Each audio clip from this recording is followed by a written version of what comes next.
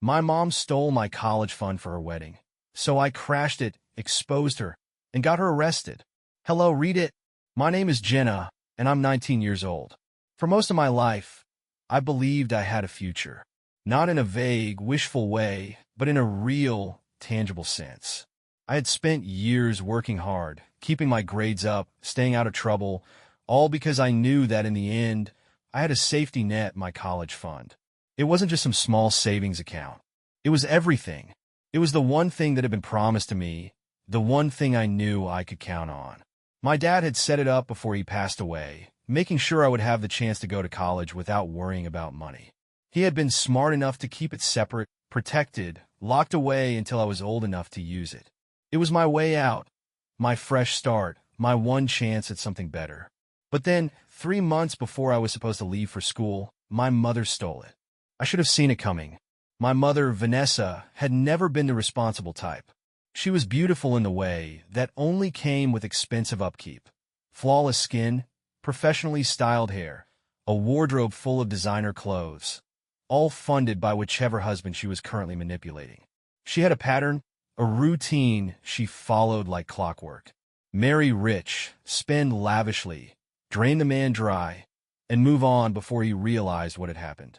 My father had been her second husband, and from what I understood, the only one who had actually loved her. But love wasn't enough. She used him the same way she used everyone. When my dad died in a car accident, I was 12. My mother played the grieving widow perfectly, accepting condolences with carefully timed tears, her voice breaking at just the right moments. She wore black for months, let people whisper about how tragic it was that she had lost her husband so young. And when the legal matters were settled, she made sure to secure everything she could from my father's estate. But the one thing she couldn't touch was the college fund. For years, it was my one source of hope. I worked hard in school, knowing that no matter what happened, that money was there for me. My mother never openly acknowledged it, but I knew it bothered her. She had tried to access it before, arguing with lawyers, trying to convince them that she should be able to use it for household expenses. But the answer had always been no. That money was locked away safe, or at least I thought it was. The call came while I was at work. It was from my bank, asking me to confirm a large withdrawal from my account. $120,000. At first, I thought it had to be a mistake. I hadn't touched that money. I hadn't even accessed the account since receiving my acceptance letter. But as the banker kept talking, reality set in like ice in my veins. The money was gone. My hands shook as I listened to him explain that the withdrawal had been made recently, that the authorization had come with my signature. But I hadn't signed anything. I knew I hadn't. I had never even been to the bank in weeks. And then like a sudden, horrible realization slamming into me, I knew. My mother had done this. I don't remember getting to her house. One moment, I was standing outside my job, my entire world tilting off its axis. And the next, I was in her living room, demanding answers. She didn't even look guilty. She sat there, draped across the couch like a queen on her throne, scrolling through her phone with an expression of complete boredom, like my anger was nothing more than an inconvenience. And when I asked her what she had done, she had the audacity to roll her eyes and laugh. She told me it was just money, that she had needed it, that she had done what was best for the family. And then, with a smug smile, she told me exactly what she had spent it on. Her fourth wedding. I barely heard her after that. Her voice became distant, just noise in the background as I tried to process what she had just admitted. She had stolen everything from me. The college fund my father had left for me, the one thing that had been set aside for my future, had been drained so she could throw herself a wedding to some rich idiot she had been dating for less than a year. A wedding complete with a designer dress, a luxury venue, an extravagant honeymoon in Bora Bora. All of it paid for with my future. I couldn't breathe. I couldn't think. I stood there, shaking, waiting for some sign of remorse, some hint that she knew what she had done to me. But there was nothing. She just sighed, as if I was being dramatic, and told me to get over it. She told me I could still go to school. That community college wasn't so bad. That I was young, that I had time to figure things out, that money wasn't everything. She stole my future and expected me to be grateful for whatever scraps were left. That was the moment something inside me snapped. I had spent my entire life being treated like an afterthought, watching her spend every dollar she could get her hands on, making excuses for why she never had enough for me. I had spent years pretending I was okay with it, swallowing my resentment, convincing myself that as long as I could escape, it didn't matter. But this was too far. I wasn't going to cry. I wasn't going to beg. I wasn't going to waste another second hoping she would see me as anything more than a disposable resource. I was going to make her regret it. She wanted a perfect wedding? She wanted to impress her new rich husband? Then I was going to make sure that, by the end of the ceremony, he would regret ever meeting her. Because there was one little detail my mother had overlooked in her scam. She hadn't just taken the money. She had forged my signature to get it. And that was a felony. I was going to ruin everything. And by the time I was done, my mother wouldn't be walking down the aisle. She would be walking into a police station. I left my mother's house that day with my heart pounding, my jaw clenched so tightly it hurt, and my nails digging into my palms. But I didn't cry. I didn't beg. I didn't scream. That part of me, the part that still held on to hope that she might care, died the second she smirked and told me to get over it. She had stolen my entire future, and worse, she felt entitled to it. She wasn't even sorry. She had drained the account my father left for me, destroyed everything I had been working toward, and expected me to smile and let it go. She thought I was weak. She thought I would just roll over and take it, the same way I always had when she forgot my birthdays, when she spent money on herself instead of school supplies, when she dragged me from one broken home to another while she chased after rich men. She thought I would let her get away with it because she always got away with everything. But this time, she was wrong. This time, I was going to make her regret it. I spent the next few days gathering everything I needed. The first step was confirming exactly what she had done. I went to the bank in person, my hands shaking as I requested a copy of my account activity. The woman behind the counter gave me a sympathetic look when she handed over the documents, like she already knew what I was going to find. And there was $120,000 drained in just a few transactions. One withdrawal leading directly to my mother's account. A wire transfer to an upscale wedding venue. Thousands spent on a Vera Wang dress, a luxury honeymoon in Bora Bora, and a designer floral arrangement that probably cost more than a semester of college. And at the bottom of the paperwork, my forged signature. It wasn't even a good forgery. She had tried to copy my handwriting, but I could see the differences immediately. The shaky letters, the awkward spacing. The sheer arrogance of it made my blood boil. She hadn't just stolen from me. She had committed identity theft and fraud. That was a felony. That was all I needed. Next, I started digging into her wedding plans. She had been bragging nonstop about it on social media, flooding Facebook and Instagram with updates about the venue, the 5-star catering, the exclusive guest list. Everything about the wedding screamed extravagance. She wanted a perfect day, a day where she would be the center of attention, where her new husband, Richard, some wealthy tech executive, would see her as the flawless, elegant woman she pretended to be. I wasn't just going to ruin it. I was going to turn it into a disaster. The first step of my plan was simple. I needed to expose her in the most humiliating way possible. I created a fake email account and drafted a mass message to every single guest on the wedding list. Her friends, Richard's family, business associates, the wedding planners, even the event staff. The email contained everything: the bank statements, the receipts, the screenshots of her bragging about how much she had spent on herself. I explained in full detail that this entire wedding had been funded by stolen money, that she had robbed her own daughter blind to pay for this event. I scheduled the email to send exactly 1 hour before the ceremony. By the time she walked down the aisle, everyone in that room would know the truth. Next came the t-shirt. I wanted something bold, something that no one could ignore. I designed a custom shirt with giant black letters across the front. The bride stole $120,000 from her own daughter to pay for this wedding. It was petty. It was dramatic. It was perfect. I paid extra for overnight shipping. But that still wasn't enough. I wanted real consequences. I had spent my whole life watching my mother lie, cheat, and manipulate her way through everything. She had never been held accountable. Not once. This time, she would be. So I filed a police report. I sat in a tiny office at the police station, hands clenched in my lap, as I laid everything out in excruciating detail. I handed over the bank records, pointed out the forged signature, explained how she had committed fraud and identity theft.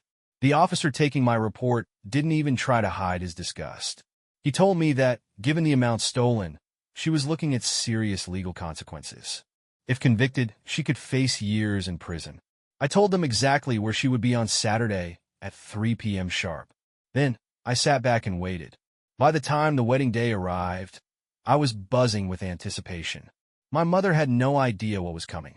She thought she was about to have the perfect wedding, thought she was about to marry into another life of luxury. She had no clue that her entire world was about to come crashing down around her. And I was going to be front and center to watch it happen. I put on my custom t-shirt, made sure my phone was fully charged to record everything, and walked into that wedding like it was my moment. She wanted a grand event? She wanted attention? Then I was going to make sure that by the end of the night, she would be the most talked-about bride in town. Just not for the reasons she hoped. The wedding was set at an exclusive country club, the kind of place that catered to the wealthy and image-obsessed. Everything about it screamed indulgence. The grand white floral arch at the entrance, the private lake shimmering in the afternoon sun, the catering staff dressed in crisp black uniforms carrying trays of champagne. It was the kind of event designed to impress, to make people believe in a fairy tale romance. But I knew better. This wasn't a love story. This was a fraud, a spectacle built on stolen money, on my stolen future. I walked through the crowd unnoticed at first. Just another guest among the well-dressed attendees who were sipping expensive cocktails and complimenting the extravagant decorations. I could hear snippets of conversations around me. People gushing about the sheer opulence, about how lucky my mother was to have found such a wealthy and generous man. Some were already whispering about how Richard, the groom, was her fourth husband, but they spoke in hushed tones, careful to keep their voices low. My mother had carefully crafted her image for these people, presenting herself as a refined, elegant woman who had been unlucky in love but always managed to rise above it. No one here knew the truth. No one knew that every champagne glass, every flower arrangement, every overpriced luxury on display had been bought with money that didn't belong to her. The clock ticked down toward the ceremony, and I knew my plan was already in motion. The email had been sent out. 200 guests had received it at the exact same time. By now, phones were buzzing in pockets, notifications lighting up screens, and whispers were spreading through the crowd like wildfire. A few people had already pulled their phones out, scrolling through the message I had sent, exchanging looks of confusion and concern. Some frowned at their screens, while others nudged the person next to them, showing them the evidence, the bank statements, the transactions, the stolen funds. The slow unraveling had begun. I positioned myself near the aisle, standing just out of the main spotlight, but in clear view of everyone. My custom t-shirt, with its bold black letters, stood out against the sea of elegant gowns and expensive suits. It didn't take long for people to notice. A woman glanced at me, her eyes widening as she read the words printed across my chest. A man beside her frowned, whispering something to his wife as they both turned to look at me again. More people began to notice, heads turning, murmurs growing louder. The polished, perfectly curated atmosphere of the wedding was starting to crack. Then, the music began. The ceremony was starting. The guests turned their attention toward the end of the aisle as my mother made her entrance, her ridiculously expensive Vera Wang dress flowing behind her, a serene smile plastered on her face. She had always known how to put on a show, how to look graceful and effortless, as if she had never faced a struggle in her life. She moved slowly, deliberately, enjoying every second of the attention, basking in the admiration of her guests. She had no idea that admiration was already shifting into suspicion. As she walked past, her eyes met mine for the first time. For a brief moment, confusion flickered across her face, her gaze lowering to read my shirt. Her steps faltered, her serene expression cracking just slightly before she forced herself to recover, continuing forward as if nothing was wrong. But the damage was already done. I could see it in the way her fingers tightened around her bouquet, the subtle panic in the way she tried to keep her posture perfect. She knew something was wrong, but she didn't know how bad it was yet. And then, right on cue, the first guest stood up. A man near the front, dressed in an expensive suit, had his phone in his hand, his face a mixture of shock and anger. He turned toward Richard, the groom, speaking loud enough for the crowd to hear. Whatever he said made Richard's entire posture shift, his head snapping toward the man, then back at my mother, confusion clear on his face. Another guest spoke up, then another. The whispers turned into full-blown voices. People were asking questions, looking around, checking their phones, scanning the room for confirmation that this wasn't some kind of joke. My mother stopped walking. Panic flashed across her face as she turned toward Richard, as if trying to gauge how much he knew, how much he had already seen. But Richard was no longer focused on her. He pulled out his own phone, his eyes scanning the screen, his face darkening with every second. The illusion of the perfect wedding was shattering in real time. The tension thickened as the realization spread through the crowd. People who had once been admiring my mother were now glaring at her. Women in designer dresses whispered behind their hands, their expressions shifting from polite curiosity to disgust. Men who had once been charmed by her fake sophistication were now looking at her with something close to contempt. The guests had arrived expecting a celebration, an elegant affair, but instead, they had become witnesses to a scandal. Then, Richard turned to face her. Whatever warmth had once been in his expression was gone. His jaw was clenched, his hands curled in a fist at his sides. I didn't need to hear what he said to know what was happening. He was putting the pieces together, realizing that the woman standing in front of him wasn't the person he thought she was. And my mother, for the first time in her life, didn't have the words to fix it. Then, the final nail in the coffin, the sound of sirens. A ripple of shock passed through the crowd as two uniformed police officers stepped into the venue, their presence sending a jolt of unease through the guests. Conversation stopped. My mother's face drained of color. She turned to look at the officers, her lips parting as if she was about to protest, to lie her way out of this like she always did. But the officers weren't interested in her excuses. They approached her with calm, professional efficiency, confirming her name before informing her that she was under arrest for fraud and identity theft. The moment they pulled out the handcuffs, the entire wedding descended into chaos. Gasps echoed through the venue. Guests started scrambling to leave, some of them clearly wanting to distance themselves from the scandal. Richard stepped back, his expression unreadable, while my mother finally lost her composure. She tried to argue, tried to plead, but it was useless. The officers weren't listening. They guided her toward the exit, their movements firm but controlled, ignoring the protests she hurled at them. I stood there, watching it all unfold, feeling nothing but satisfaction. For years, my mother had taken whatever she wanted, lied to whoever she needed to, and walked away without consequences. But now, everyone knew who she really was.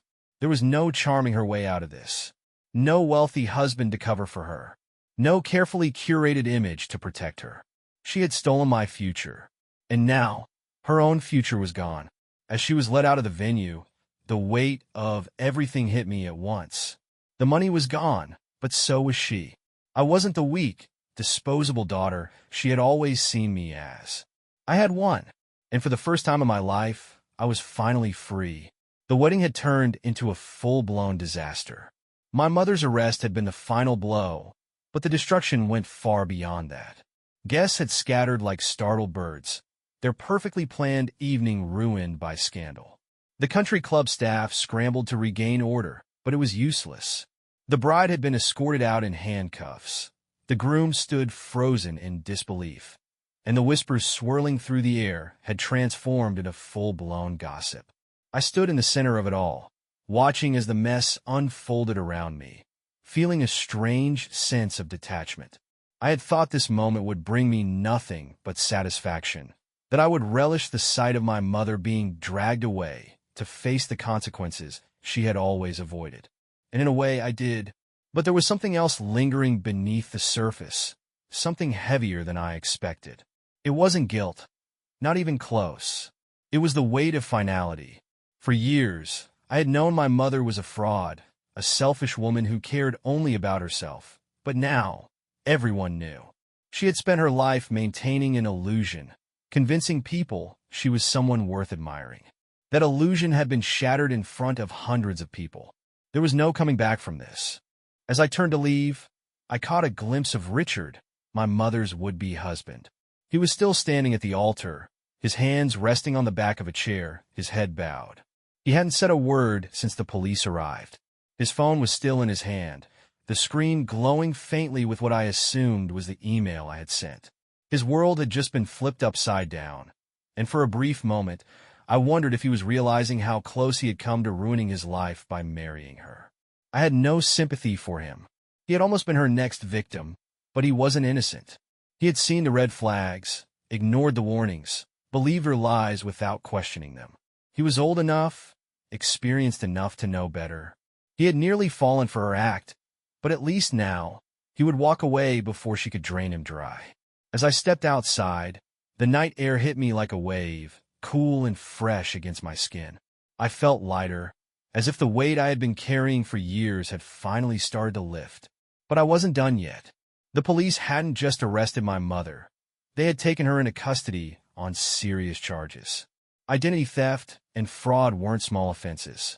She had stolen over $100,000, forged legal documents, and transferred money into her personal accounts. That wasn't something she could smooth over with a fake apology or a sob story. She was in real trouble. Still, I knew she would fight it. She had spent her entire life talking her way out of problems, manipulating people into believing she was the victim. I had no doubt she would try to do the same thing now. She would cry, she would plead, she would make excuses. But this time, it wouldn't work. The evidence against her was solid, and there was no one left to bail her out. The next morning, I woke up to chaos. News of the wedding disaster had spread like wildfire. Photos had already surfaced online. Guests had taken pictures of my mother being let out in handcuffs, and the story had made its way onto social media. The headline was everywhere. Bride arrested at her own wedding for stealing daughter's college fund. It wasn't just local news. It was going viral. People were sharing it, commenting on it, dragging my mother through the mud. Some felt bad for Richard, calling him a victim. Others were purely entertained by the scandal, dissecting every detail, calling my mother a gold-digging con artist. There were even interviews. Former acquaintances, past co-workers, even an ex-husband or two, all coming forward to tell their own horror stories about her. For the first time in her life, she couldn't control the narrative. That should have been the end of it. But then, something happened that I hadn't expected. I got a call from Richard. I stared at my phone, debating whether to answer. I had nothing to say to him. He had almost been another fool in my mother's long history of manipulation, but I had saved him before he could make the biggest mistake of his life. Still, curiosity got the better of me. I picked up. He wasn't angry. He wasn't blaming me. In fact, he sounded oddly calm. He told me he wanted to meet, said he had something to discuss. At first, I thought he was going to try to convince me to drop the charges, to help clean up the mess, but then he said something that caught me off guard. He thanked me. He said that if it weren't for what I did, he would have married her. He would have handed over his life savings, his home, everything. He had ignored the warning signs, believed the lies, and now he saw the truth. And then he made an offer. He wanted to pay back everything my mother had stolen from me. At first, I didn't believe him. It sounded impossible. Why would he do that? Why would he care? But he explained that, in a way, I had saved him. And he had more money than he knew what to do with. $120,000 was nothing to him, but to me, it was everything. It was my future, my way out, my fresh start. I hung up the phone shocked. For years, my mother had always been the one manipulating people for money. She had used men, convinced them to give her everything. And now, in the ultimate irony, it was one of those men, her almost husband, who was offering to fix what she had broken. I didn't know if I could trust him, but I knew one thing for sure. My mother had spent her entire life taking from people. And now, for the first time, she had lost everything. And I was finally free. The courtroom smelled like old paper and polished wood, a place where lives were decided with the bang of a gavel. I sat in the front row, my hands steady in my lap, watching as they brought my mother in. She wasn't in a designer dress this time. No expensive jewelry, no flawless makeup, no high-end perfume clouding the air around her. She looked smaller in the orange jumpsuit, her hair tied back sloppily, her wrists cuffed in front of her. The woman who had spent her entire life pretending to be untouchable was now standing in front of a judge, waiting for her sentence. She scanned the courtroom until her eyes locked onto mine. For the first time in my life, I saw real fear in her face. She had always been able to talk her way out of things, always found a way to twist the narrative in her favor. But this was different. There was no charming her way out of a felony, no empty promises, no fake tears that could undo the charges she was facing. She knew it, and she knew I was the reason she was here. The judge listed her crimes, each charge stacking against her like bricks on a collapsing wall. Fraud, identity theft, forgery, grand larceny. It sounded so much heavier when read aloud, when spoken in an official voice that carried the weight of the law. She had drained my father's money, stolen from me without hesitation, used every last dollar to fund a life she didn't deserve. And now she was finally paying for it. She had tried to fight it at first, hired an expensive lawyer, probably using whatever scraps of money she had left, thinking she could bend the law the way she bent people. But the evidence was overwhelming. The forged documents, the bank statements, the testimony from the banker who had processed the fraudulent withdrawals. There was no escaping it. Then came the moment I wasn't expecting. The judge turned to me, asking if I had anything to say before the sentencing. I hadn't planned on speaking. I thought the evidence was enough, that seeing my mother in handcuffs was satisfying enough. But as I sat there, staring at her, I realized that this was the last time she would ever have power over me. The last time her actions could define me. And I wasn't going to waste it. I stood, feeling every eye in the room turn to me, my heartbeat steady. Then I spoke. I told them how my father had worked his entire life to give me a future, how he had set aside money to make sure I could have the opportunities he never had, how my mother had spent years chasing luxury, hopping from one wealthy man to another, leaving behind destruction every time. I explained that this wasn't about money. It was about betrayal. It was about the years I had spent watching her put herself first, while I had to fight for whatever scraps were left. It was about the fact that she had never seen me as her daughter, just as another resource to exploit. She had expected me to stay quiet. She had counted on me being too weak to fight back. But I had, and I had won. The courtroom was silent when I finished. The judge nodded, acknowledging my words before making their final decision. Then, with calm finality, they handed down the sentence. 8 years in prison. No parole for at least 5. I heard my mother suck in a breath, saw her fingers twitch like she wanted to grab at something. But there was nothing left to hold on to. The bailiffs moved toward her, and in an instant, she was being led away. She turned to look at me one last time, her eyes pleading, but I just watched her go. She had spent my entire life stealing from people, taking what she wanted, leaving others to clean up the mess. Now, she had nothing left to take. I walked out of that courtroom free. For the first time in my life, I felt like I wasn't carrying a weight I had grown used to. No more phone calls asking for favors. No more expectation to clean up her disasters. I was done, and life, it seemed, had a strange way of balancing things out. A week later, the money hit my account. Richard, my mother's almost husband, had kept his word. He had wired $120,000 to me, restoring what my mother had stolen. He didn't have to. He could have walked away, pretended it wasn't his problem. But he told me it wasn't about the money for him. It was about principle. She had tried to scam him, just like she had scammed so many others. And now he saw it clearly. He told me that the money meant nothing to him, but he knew it meant everything to me. It was more than just a financial win. It was a final, poetic irony. My mother had spent her whole life taking from people. She had ruined marriages, friendships, relationships, anything that could benefit her. But in the end, it was one of her own victims who had saved me from the destruction she caused. I left for college a month later, paid for my tuition in full, got my own apartment, started a new life that was completely mine, untouched by her greed. I never looked back. I never visited her in prison, never answered her letters. I heard from a distant relative that she had tried to convince everyone she had been wrongfully convicted, that it was all some big misunderstanding. But no one believed her. Her name was ruined. For once, she had run out of people to fool. She had spent her life trying to take the easy way out, cutting corners, lying, manipulating. She had spent years stealing and destroying. And in the end, the only thing she had left was the wreckage of her own choices. On the other hand, had everything ahead of me.